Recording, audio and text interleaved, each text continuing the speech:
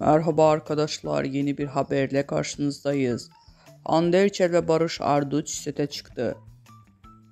Hande Erçel uzun süre sonra ekranlara dönmeye hazırlanıyor. Müjdeli haberi sosyal medya hesabı üzerinden paylaşan güzel oyuncu, rol arkadaşı Barış Arduç ile sete çıktı.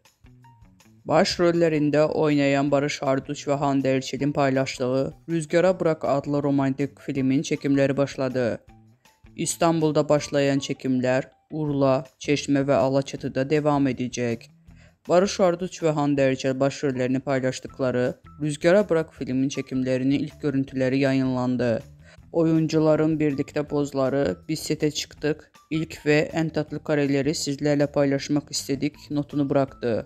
Bizden bu kadar arkadaşlar. Videoların devamını gelmesini istiyorsanız kanalımıza abone olmayı unutmayalım. Hoşça kalın.